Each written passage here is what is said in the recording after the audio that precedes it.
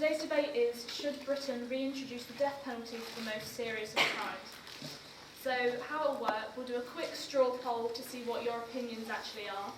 Then Will and Alfie will have a minute each to introduce their side of the argument. They'll debate, then there'll be questions from the floor or the ceiling. And then we'll have a bit of a closing statement, and then you will vote again about who you think won. So for the second vote, cast your opinions to one side. It's just who won the actual debate. Okay, so Alfie is arguing that yes, Britain should reintroduce the death penalty for the most serious of crimes, whilst Will is arguing no.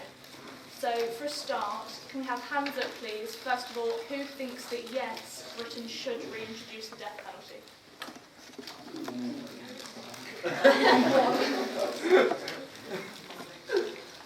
What? You're interested. Okay, so I'll just put the rest. Not necessarily. Might be sure. Alfie's used to that sort of Oh, right, yeah, fine, then. Is anybody on the fence? Does anybody not know where they stand on this issue? Oh, thank you. Thank you for bringing that to our attention, George. So, hands up high, please. 1, 2, 3, 4, 5, 6, 7, 8, 9, 10, 11, 12, 13, 14, 15, 16, 17. Okay. Yes, thank you. And then, who thinks no? Definitely not. 1, 2, 3, 4, 5, 6, 7, 8, 9, 10, 11, 12, 13, 14, 15, 16, 17, 18, 19, 20, 21. Okay. So yes, we shall see how that goes after the debate. Okay. So I will invite both of our chaps to introduce their points, and then we'll get straight into it. So Alfie, if you'd like to start. Okay, first of all I want to start off by saying that I do not believe that the death penalty works as a deterrent for committing crimes. The death penalty is about ensuring the victims and also society gain peace of mind knowing that justice has been served to the appropriate level and that resources are being used in a deserving way. And then I'm just going to warn you all now that the example and the case that I'm using is quite disturbing. 7 men have recently been convicted of rape and sexual abuse on 30 young children. These men were filming themselves drug and then rape children between the ages of 3 months and 4 years old. The sentences for these men range from 2 years to 50 years, and 5 of the 7 men were sentenced to 50 years. These men have imposed physical damage to the young children, as well as mental health problems that the children will have for the rest of their lives, as well as the huge mental health issues for the families of these young victims. I personally don't think that 50 years for the main perpetrators is sufficient. These men will get 3 meals a day, a bed to sleep in, shower facilities, as well as time to educate themselves and be given the opportunity to complete new qualifications. And now I'm just going to make a point that I think the prison system should be used for rehabilitation as its main purpose. It costs £26,000 a year to house each of these men. This means that over 50 years, for the five men that got 50 years, it'll cost £6.5 million of taxpayers' money. If these men were sentenced to death, the money that would have been used for housing and rehabilitating the prisoners could be put to much better use. For example, making sure that the victims of these horrendous crimes have all the treatment they need for their entire lifetime. Prison is a place of rehabilitation, and I don't believe that people who commit crimes on this scale deserve to be rehabilitated. The title of this debate asks whether the death penalty should be used for the most serious of crimes, and I think it should.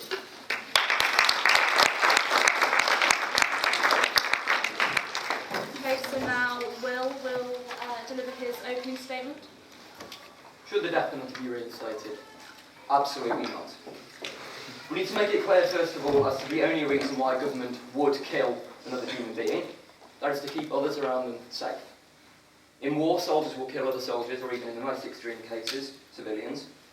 This is to keep the citizens and society safe from harm. When an enemy in war has been captured, they no longer pose a threat. They are thus kept as a prisoner. This should translate, and it is currently translated into most societies. If a criminal is locked up, they no longer pose a threat. They are away from public, they are away from keeping harm. Killing them is unnecessary if it were to be done in the name of protection. The government should not have a right, and it doesn't have a right, to determine who lives and who dies once they no longer pose a threat. The US has a death penalty in various states, as we all know. The US also has the highest homicide rate in any developed country. In states which do have the death penalty, of 100,000 people, homicide rate sits at 4.01%. States with the death penalty sit at 5%. Alfie did raise that it's not deterrent, which I think is key in proving that the death penalty is irrelevant. In cases of rape and murder, if we kill a criminal, who is left to suffer? The criminal is offered an escape. They don't have to live with the fact that they've taken a life, they've raped a child. Only the family and the friends and the victims themselves do. So that begs the question, what does the death penalty of a criminal actually achieve? Now, it's a relatively obvious fact, but it does need to be mentioned. The death penalty is irreversible. There's been over 100 cases where people have been taken from death row minutes before they've been killed, where they've been proven to be innocent. At least 39 executions in the US have actually been claimed to have been carried out despite evidence of extreme innocence. And the Death Penalty Information Centre has actually published a list recently of 10 inmates executed but possibly innocent. We also need to stress the very important point that people who commit mass murders, people who commit these atrocities, are not of a stable mind. If a person has such a crippling mental disorder where they think it's okay, or they don't feel compassion for when they kill another human being, can we really treat them as if they were treatable as if they don't have a mental illness? It is ethically wrong to remove their life if they are incapable of controlling their actions. Thank you.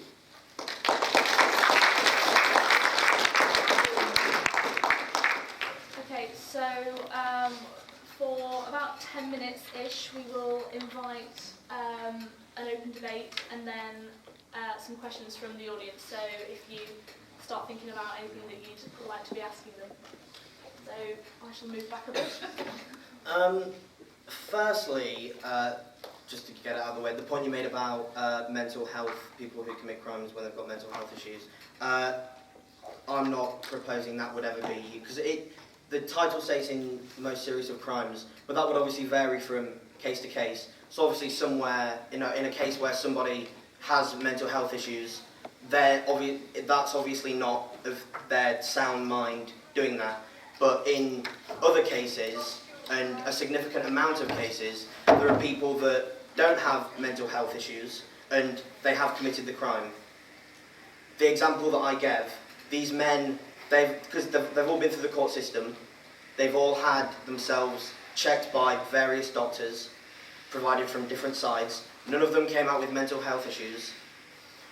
Why is it then justified that these men who were actually raping babies that were 3 months old have any form of right?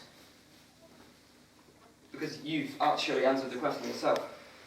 Yes, of course I have mental health issues. How can you find a baby sexually attractive and be of a mentally stable mind? I'm not quite sure what you're arguing with. I'm obviously not the one who's conducted the tests, but independent medical professionals who work for the defence, the prosecution and the court itself looked at these men and said they've done various tests on them and they've concluded that there is no mental health issues. I'm not quite sure what your medical background is, but I don't know if you can challenge that of the medical professionals of the justice system. But the point is, finding a child or a baby sexually attractive is not something that you can just ignore. These people need help. These people do not need to just be killed and thrown away from society. These people need to be looked after and rehabilitated and allow them to have a new life. I'm not quite sure what to say, because people who have studied medicine and specialised in a very, very specific field of medicine have said these men categorically do not have mental health issues. So I don't know how there's substance to any argument from you saying right now that they do. On the grounds that because they find children attractive. That's not... Because it's not clearly not conventional mental health illness to find children sexually attractive. But it is something that is disturbing. It is something that needs to be corrected. If you kill people, those men would have known. Paedophilia has been going on for God knows how many years now. Mm. Those men that commit those crimes, and at the time when it was a death penalty, do you think those men cared that they were going to die? Because otherwise, it's not a deterrent. People are still going to do it. People are still going to do it even if they know they're going to die. For example, a suicide terrorist is going to take people's lives, and they know that death is the ultimate crime. Death does not stop people from doing it. What you need to do is you need to show through the compassion and through the system of government that we have that killing people is not the way to go about stopping people. I'm sorry, no, there's no compassion here for suicide bombers. People who want to blow up and take the lives of innocent people in the name of absolutely whatever, no compassion for them. Like the suffragettes. Like the suffragettes. They're not. No, hang on. They are not. Suicide bombers. They committed crimes that took Okay, right. Someone in the audience today goes out with a bomb and blows up X amount of people. They're not doing it in the name of anything, right? It's not in the name of a powerful movement, right? They're just doing it for whatever reason. How do you know? How do you know? It's a hypothetical example. They've just gone out and done it. But you cannot look into the mind of another human being. Only that person knows the motivation that they have to do something. Yes. But that doesn't mean that they still deserve the right to life. Well, these people who have done these serious crimes have completely ruined the lives of the victims themselves and the families and the friends around these people. They've affected so many people.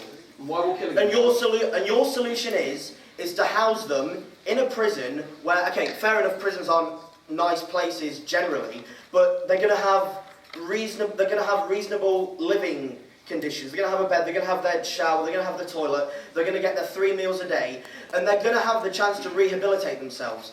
I don't think people who brutally murder people, rape people, especially very young, vulnerable children, I don't think they should have the right to rehabilitation at all, in any way. Well, what that is, and that's actually a separate argument, because that's an argument about the judicial system, not about whether you need the death penalty. What you do, if what you're suggesting is, what you actually do is you alter the way that prisons work in order to keep these people in solitary confinement and make them actually suffer. If you kill them, they are no longer suffering. Surely, that keeping someone alive and almost torturing them or whatever you're doing is a worse way to treat them than killing them. Keeping them alive is worse than killing them. I believe what you've just suggested is some kind of alternative punishment in solitary confinement where their conditions are worse. But surely then there'd be massive human rights issues that you'd probably then argue that, oh no, these are still people and they don't deserve to be in these conditions. But that's the way that prison is meant to work. These men are meant to suffer for what they have done. What you're suggesting is that they then have an education. They are then allowed to rehabilitate themselves. They are. That is exactly how the prison system works. Exactly. So what you do is that you then alter the prison system. Why do you need to kill them? Because if you alter the prison system, then there's so many repercussions that follow that.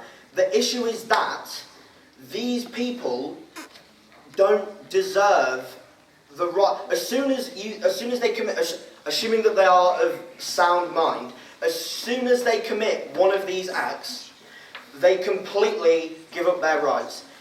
The prison system is not going to change to whatever, because there's already things in place in prisons where you can go into solitary confinement or whatever. But for someone who's committed a crime of that calibre, for a prison system to then have to match what they've done, it would be borderline torture, in my opinion. But then this leads me on to another point about the death penalty. Who wants to be the person who kills another human being? There's been evidence. No, hang on, don't roll your eyes. There's been evidence that many corrections personnel who've actually been involved in the execution of criminals suffer from post-traumatic stress disorder, the same as soldiers. These people that have to kill these criminals end up actually suffering. So what you have ended with the situation is the criminal's dead. They can't feel anything anymore. But the people who kill the criminal suffer, the victims suffer, the family and friends of the victims suffer, so the criminal gets away with it. I'm not quite sure what people are doing if they apply for a job that entitles they have to put someone to death. But someone has to do it, that's the point. Yeah, someone has to do it. But it'll be someone who signs up for that job. For example, in World War II, under Hitler, people had to sign up. They weren't forced into it. People had to sign up to do certain jobs. People signed up to shoot people in the head. People sign up to these jobs knowing what they're going to do. People join the army knowing that potentially in the future there could be damaging mental health issues. People know what's going to happen, and yet they still continue to do the job. So I don't think that's a relevant point. I don't think you can compare the role of the soldier and the role of someone who has to kill a criminal. The role of a soldier is to protect and to serve. If you're killing a criminal, you are not protecting. You're carrying out what is deemed as justice. That was my point. My point was that, quite simply, the job is there. Do you want the job or not? Well, why don't you take away yes, the opportunity to there's the job. Then have the job. Do you know exactly what risks come with this job? Yes, no. If you know the risk and you still want the job, do it. That's not a relevant argument into that at all. What, that comparing a soldier to someone who kills a criminal? No, that's not the argument that I'm making. I'm making the point quite simply that it's not a relevant argument to say, oh, we shouldn't have the death penalty because someone's got to do it, because people will sign up for that job at their own risk. But then as long as they know the risks, then that's not, and they still do the job, that's not a deterrent. Well, why are we putting people at risk? Why are we putting people at risk of mental health illness? Well, then you could flip that to the army. Why are we having an army? Because people that are in the army can then come out with mental health issues. Because the army is used to serve and protect people. And this will be used to kill the horrible baby rapists, mass murderers and terrorists. But what's that baby raper going to do if they live in prison for the rest of their life? Well, actually, they're no longer a threat to society. They're no longer a threat to society until they've come out after the sentence is up. And the way that the system works in this country is it's relatively lenient. They probably won't even serve the 50 years. Well, then change the system then. Why do you need to kill them? Because they shouldn't be elected. 50 years isn't long enough. But exactly, so change the system so it's life in prison without parole. So that we're then housing this person in prison for life. Like I said in my opening, I don't even need to say, like I said in my opening thing, for these 5 men to be in prison for just 50 years, not even for the rest of their lives, for 50 years, that's 6.5 million. Now, I don't know about you, or you will, but I think that 6.5 million would be better off spent treating the victims and their families, as opposed to actually pumping it into someone just to keep them alive for whatever reason. It should be used for the victims to make sure that they get all the treatment that they need for the rest of their lives. Well, I'm glad you raised the issue of the expense, because in fact, the conviction and execution of Timothy McVeigh, the person who committed the Oklahoma City bombing, was over $13 million. That is... New York spent $170 million over 9 years with no executions. New Jersey spent even more, $253 million over a 25-year period, no executions. You're actually spending more on the cases and actually sentencing and trials than you are in fact killing these people. What you're not thinking there though is that in America it's very different to how if it was reinstated here, because we're proposing this for the most serious of crimes. In America you can get the death penalty for more things that you like, for more things that you'd imagine that you can actually get it for. So those figures aren't entirely reliable on the most serious of cases. But maybe if you change the system, as you said, so that there's not all this backlog of appeals and whatnot, etc., so that the cost would actually come down. Also, I just want to make the point that I probably should have made in this. I should have made this point when I started. These men sorry, hang on. That was it. These men filmed themselves, in this specific case, these men filmed themselves doing it. Now, had that case been in America, there would have been absolutely no reason for appeals or high court fees or any prolonging. There would have been absolutely nothing. There was 100% evidence that these men had done that. It would have been a straight in-out case, gone. Now, if we had that sort of system here, for example, I've videoed a person slaughtering, let's just say 10 people, right? I've got that on video, a very, very, very, very good camera, right? It's clearly them. It goes up into the courtroom. There is absolutely no ground for appeal if we have the death penalty. The judge simply says, no, that's it. That will completely prevent that kind of money being spent on the death penalty.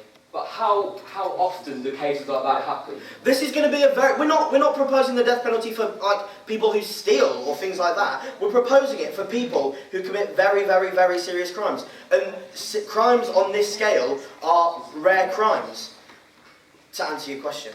But how often are they filmed? How often do you have substantial evidence? Exactly. That's the only way it could be used. But the fact is, it's just there anyway. Right, I think we're going to go to some questions now. So,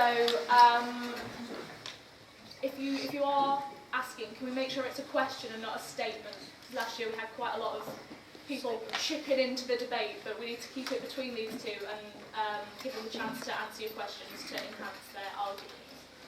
So, anybody? Yeah? The person who pulls the lever on killing someone, are they guilty of any crime? No. Because it's state authorised. The state makes the laws. This person... The state has the right to say who lives and who dies? Yes. If they're no longer a threat? In that position, yes, they are. And in this case, they are still a threat because they'll probably be out within 25 years. And change the system, don't... Georgina? I've got a question for Will. You were saying about how prison can be used to like rehabilitate and like support like the people that are committing the crimes. But then what happens after that? What if people are let out like they normally are? Like it's something ridiculous, like over 50% of people go on to recommit crimes. So then we're at the starting point again. We've got to then rehabilitate them. We've got to put these procedures in place. You know, is it just an ongoing cycle? Are we ever going to be able to reach the point where, yeah, that person is rehabilitated? They've raped 40 people, but yeah, they're allowed out in society, but they're all right now. Like, where does that come into it? What I suggest then is not then to just kill them, to actually have proper evaluations of people, because clearly if these people... Yeah, but what is proper evaluation? Because I thought we've already, like, in policing or whatever, we've reached this psychological, you know, evaluation of people. So when is it going to get to the stage where someone is allowed to say, yeah, that person is sound to be let back into society, they are rehabilitated? Do you know what I mean? Like, well, you said 50% of people go on to commit crimes. What about 50% that don't go on to commit crimes? Surely those are people that have been rehabilitated. Which shows the system does work, but we just need to be improved. I don't know if these statistics are relevant to serious crimes, because those statistics will apply to people who have just, I don't know, broken into a car. They may or may not go on to re-offend, but they're not as serious crimes as this, so I don't think those statistics apply. yeah, but you know what I mean. I know what you mean. Any other questions? Michael? Your point about, like the scenario, where there are 10 slaughters or whatever, and that's been filmed. The crime is the slaughtering of 10 people, and say it's filmed once, there'll be 10 other cases where it isn't filmed. Each time they'll still be able to pursue the death penalty. No, that's not what I'm proposing. I'm proposing that in cases where there is clear 100% evidence. Another example... Even if there's no evidence, they'll still be able to pursue it. No, I'm not proposing that at all. But it's like the other example where there was the guy in America who was he he kidnapped about 3 women when they were between the ages of like 12 and 15, and he kept them under there for X amount of years, raping them, getting them pregnant, either forcing them to have babies or miscarriages, whatever he was doing. And this went on for like 20-something years, and it then came out that he had done this, and there was all the evidence for it. In that situation, the death penalty should apply, because there is 100% evidence that he's done it. But if the crime's the same without the evidence, then they can still pursue the same. Well, if there's not the same level of evidence, then it's completely different, because there's not the same proof. But the point you made about people being having 100% evidence, that's what they thought in the case of, for example, Carlos Luna. They thought they had 100% evidence. 20 years later, they found that he was innocent. How many examples do you need? Is this an American case? It is an American I'm case. sorry, I don't think we should be relying on the Americans for anything. especially things like that. People who are allowed to carry around guns, I don't think we should be using them as an example for anything, Will. Okay, one more question from Finn, and then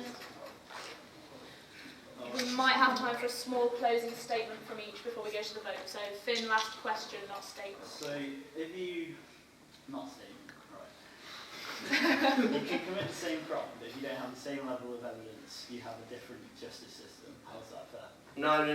That's not the case at all. The case is that the evidence has to be put forward. If the evidence isn't there, then Okay, yeah.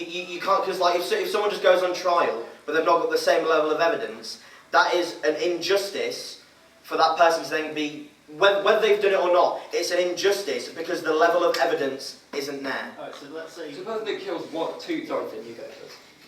let's say that they have committed the same crime, they have done it, but there's different levels of evidence. So they've both committed the same crime, one of them you say has 100% evidence we'll go kill them. The other person has done it, but we can't prove they've done it, they have a different justice system. No, they don't have a different justice system. They're in the same justice system. They've both gone into the same justice system. Person A, there's more evidence against person A than there is person B. I'm not quite sure what this point is about different justice systems. It's all about evidence. And if there's not the same level of evidence, then the same punishment isn't going to be likely. Because they can't be 100% That's sure. what I'm saying. We're the same. Can I just ask that? Technically, if there isn't enough evidence to convict, then they're not guilty. So they're either guilty or they're not. You can't have, well, you're nearly guilty. I'm not saying that. Okay. Okay, so personal statement, that's uni on the brain. Closing statement from both debaters, please. After Will. The death penalty is wrong. We still see it in the world around us. Be it the savagery of ISIS, who still use the death penalty. Do we really want to be associated with people like that? The same society that persecutes and beheads people that are gay, for example. It is savage and it brings only more death, brings more negativity, and it opens the door to vengeance and it opens the door to hate mobs. We are past these times, we're civilised, and we should be moving only away from the death penalty. Thank you, Will. I want to make sure that the victims and their families get everything that they deserve. These people who have completely altered their lives in a very, very negative way do not deserve to be rehabilitated in the justice system.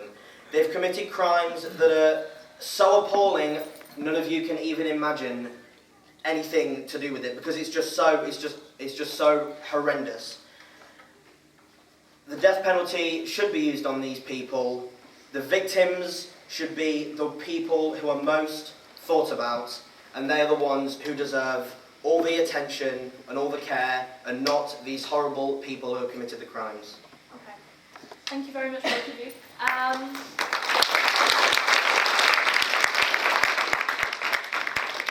Okay, so we're now going to vote, or you're going to vote, who you think won the debate. So, leaving your own opinions aside, leaving your own opinions of these two aside, just looking at the quality of the debate. We're not going to do an on-the-fence option for this, so you've got to pick a side. I know we've had some extra people coming in, but as long as it's a majority.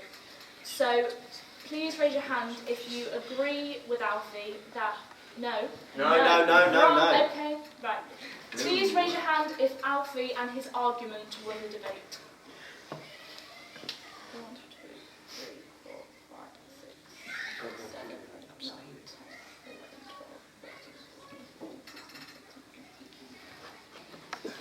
And please raise your hand if you think that Will and his argument won the debate.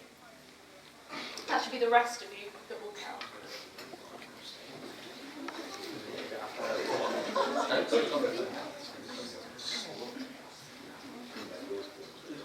No fences, please. Right, can we just, everybody that thinks that Will won, please put your hand up now and stay up because there was flapping. 1, 2, 3, 4, 5, 6, 7.